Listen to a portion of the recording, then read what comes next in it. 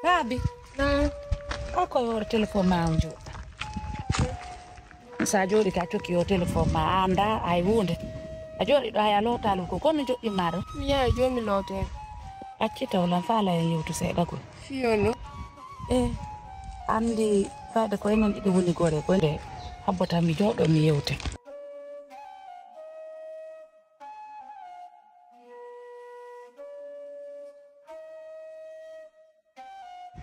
Andi jon Allah wadi ko en dundi dum Allah jittino babel ma Allah jittiti ko jeego na ella wan tum mi suti yeso e baawo jon ko dum mi faala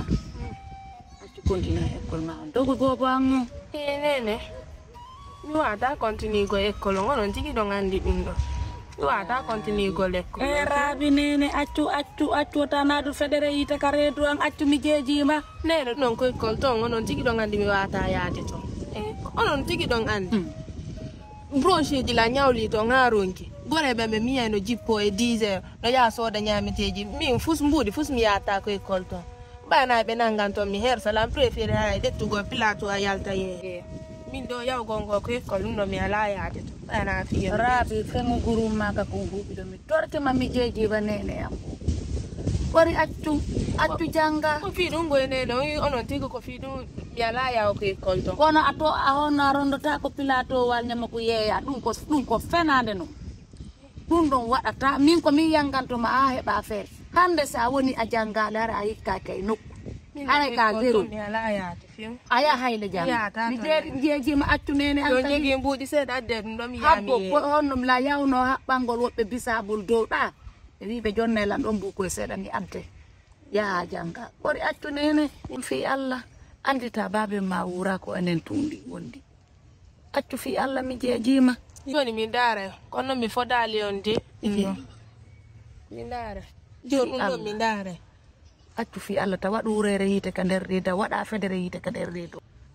wota jabir non le baylo ko fi ma wollan e yangude hande mi ala nano mi ala nyaamo sina am suti babe ma wali ke no ma yino acci diye ngene ndido no sonja ko rondi den ko mami aminata golle lewru fiya hebu ko janga fiya hebu no gerda avenir maaw jeeji ma dogu jallo mo an fi yalla buburan no dari ne dogu jallo mo mi jeeji ma ngari andi a waday ha mi wulla mi mijite ko nanduda e ba ma ko nanduda e ba ma atti fi yalla mi jeeji ma nene jo mi dara fi yalla mi jeeji mi dara dogu jallo mo an taani nan atti jangara betu mo an hande sa janga hettota fay fus nani biya mi dara ko be honno o patron be wonbe do da mi dara sen en famude fi ay bu ko janga wona ya inu fi goreji ma so do nyaamete do an ala dum don an ayata jande mi fodale on de wunde kon do jo mi dara mi ay ko kolton si fuddi to mi fuddi to ta kon non fu jo mi dara be mi jeji ma acc ko woni o mi alna acc dogu jall nan yaw ayaw floto ya woni ko jidi ande don jabana fit gongo awa na dinan wada do dari jiwa dari turbajo labado dari turbajo labado ono inni kanko o jangata na puinga lo jokke mi katto apiji din o janga ma goddum yam haysko mi dogu baaw be marbe mi o jangata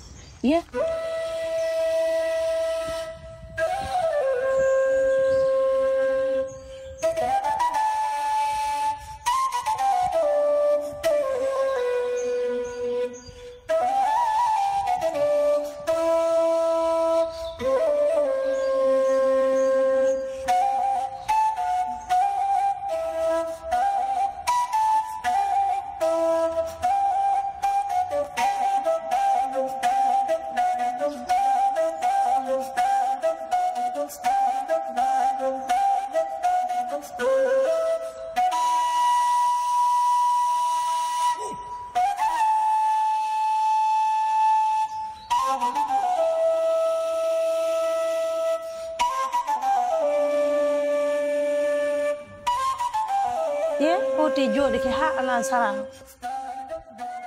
lan fal jafana belli dara lanni warde horema Allah ni warde horema mi innima ko mo ala goddum hande ko on tampi e mo ala bernde o wadima selu dum don feƴƴi min nene ma mi dabbante sonnajo wawo ittande ma ande ma ne koko makko ko ngandi koko makko ko wadi jole ya nene ma kadi ko watta kon danande ta jigudum hore ma ta ponno hakkille ma mi dabbante bobo coccum bir wonko wonde mi tuttina ko mi jombane min wi dum ta dum bonni hakkille ta dum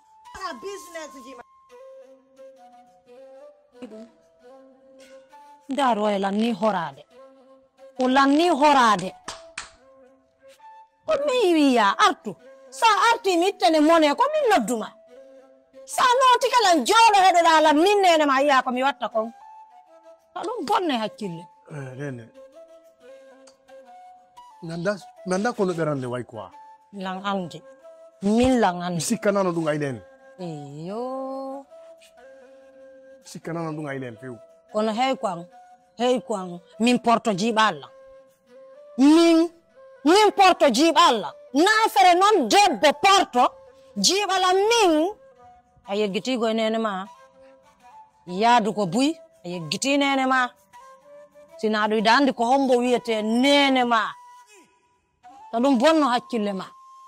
min mi tuttine mo biram jombane nani jokku haajuma jawdi ndi o ƴettindi yo modu attade wuuri jokku haajuma juulu toroɗa Allah itta yilan bonere hakkille ndar ɓi ɗawla ni sonjago e jungo kum porton is mi juula yawtu Allah on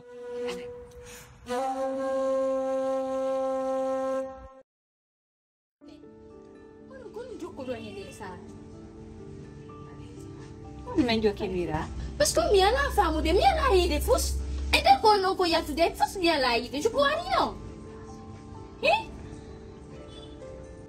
odu to hundu ko ma ko moja jabo dala parce que da mari hundu ko ka godo nan to to fi mudi umba sekko mako mira wadu joy kan non non wadu joy o moto budi woni habbo mesdikana maka ko mi hebi ko vas-y ko antigira arrange to côté ya vas-y men anda ko mi hebi do gorko déplacer la do nabila hankam sa ko andirta ko hay enfrango jonnanga awani da feni komi wona da inu de bidana na ma fiyon duno hakune me abulan ay sa yawoni bango gollam mi ko ma piste berne aktu mi hala na ma je te demande demande ko mi woni bet ko hakkunde ni Allah hay sanfra mi inu ma ko men jaabondira am hakkune mai azza hakkune ma la gorko no wa arana ma do déplacement na ma ha do kam saro ron ko ma junu ko lay siko on fra anda ay frango jonnanga ay enfant joni no wato budi parce que ko ma yo be ko ma nyame wato budi no woni joni mira calme-toi non mais je peux pas me calmer tay yo mi calme dum no tay yo mi fanko wato budi ko mi landi ma ko no mi fala on to budi c'est que villa tout dire ndé golle do ha hande andira la ko mi andina ma ko na futi ke ko wa min ka para no sa futi ke ko wa do e wa ta golu to golno c'est ngoni de hore ha de famu dirira de comme inni comme ça pas mais si ça ne va pas tu te dégages rani min jikki ala boydo min jikki ala golle ani ngafel famille ma gora ya ga mi je m'en fous de ça anno woto buddi ni da fermori do abiniri mira hankin ko do mi woni hanki 5 heures ni bani ala nande ano ko ina to to fi budi won ton bobo e mira mi fenanta ma je m'en fous wallahi ko do mi woni hanki 5 heures bani client da wawi la nginde woni ha 5 heures kabara rolex do ronka he ude client ha 5 heures boss be ko arata do kon fo Nigérien be Ivoirien be ko arata do kon fo ron ko hebugol hay goto Camerounais jeune be na yide jeune tari me do anda way na ni habala mi wola jabola si mi benti ke ma joni a bawle parce que c'est joli abet banana mbudi la landa do na ngude nu godo go ni joni no ko on to parce que joma dande no nanda de ko min be andiri to gutunu ko min jonna to busabe Ça fait 2 mois. Mi habite pour 2 mois. Na mbudi nyamete ko mi woni addude ɗum a kuran ko mi woni yoɓude ndiya kene min kam on ɓuran badde onon na juuɓe kako ɗum ɗo haltunoɗen ko ɗum ɗo wonno ka kaydi ko ɗum ɗo wonno ka nder kayit na ɗum haldude mira mais mo kala no heɓa accident min ɗo ko accident mi heeɓi ɗo donc andi nani wowide kadi hakkude meɗen an accident gorko no wawma ɓernude gorko ɓernama naɓama ha sin an kam sar na ay ka capital gade an yinnala ngoron kam majjunde 100 francs falaka jonude muɗen c'est ça ko wallahi na mi faaleraɗin go ɓuuɗi gonno ɓuuɗi ɗin fiwo num mira de dur ça min mi anda par ce que min a wawatala innugol goɗɗo no naɓuma ha kam sar ɗunogo fenade noon hayso ko boɓe wonɗa yaride accident de travail accident de travail wawata ɗum no few désolé mira s'il te plaît calme-toi Voilà, an subi tout tan mo mi mo da ay ngel vi tunga. ɓe jonnayla mum soore billayla woni somi yaruta tension viɓan ɗo wara fi ko fi ɓe yimɓe ɗo Non pas ça. somi koɓiyonnuma antigilan expliqué ma ɓe haala junude ɓuuɗ ɓe salade complètement jonugolam ɓuuɓe Attends, je te dis que business ni, c'est le business on dit plus ça yetti, a yetti hakile ma de ngawadi ma be to kali ça va pas marcher. Oui, Attends. Minima ça yetti, comment dirais-je, a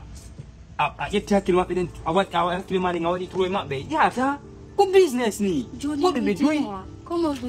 ko no falirata yomi waɗ Voilà, John hino problème. 2 mois ɓe jonnaali Bolante. Vivi arrête, ça yetti a ini John yo de wadu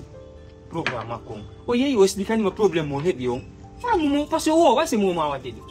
oɗo dewo wa Voilà, o da ka doni mo ba client. Ah, parce que mina ni faut que yo donc o do ka doni mo ba client. Ah, o do nya wonde o de wuli to ya ngo ina mi ye si c'est la fa la rango ide mo bien fa la remplace. Mo c'est lui. sa inno ko naga figiyagal go par ce que ala ko no duma accilan ɗo ka Kono mo andi sai mo ali da mo andi biron katama ka. Ah, mo andi kwa, wala mo andi ka wonde bo mo do. Isa fami. Mo andi biron katama. Mo ni simi yeji ma jaba ko ni. Sa fa mo tla yo ba wonda goli dude ben ko mo fa mo tla ni. mais na yoɓe yawolani nder golle ɗen ko ɗum ɗo woni mi jaɓata an tigiɗa andi j'accepte tout sauf ça mi jaɓata yawre ɗen mais ɓe muñanike ɓe ko 3e mois on ni ɓe ala addu komin ɗaɓata ɓe ñama komin woni yoɓude facture courant ndiyam fof komin tuwon tan jiwo kamenami jiwoɓe Bebe, a hulbinayɓe ka yawre na wuli no ka joni laari. Mo huli a hulbinayɓe sana. ko fiyoɓe addu fiyoɓe yawɓe golla ɓe adda ɓuɗɗi Tu comprends joni? Ono do ko onde wadi ko si on va faire.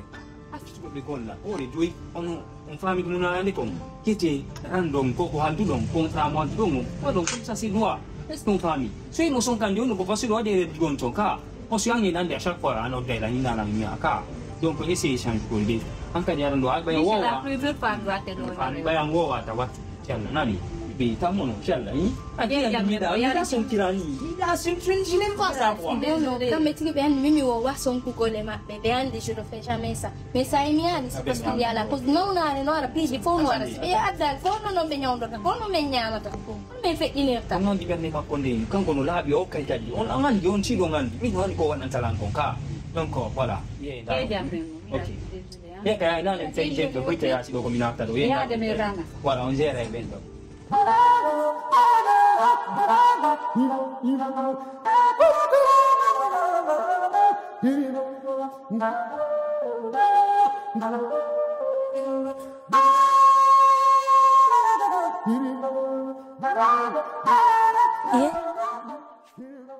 Fay koy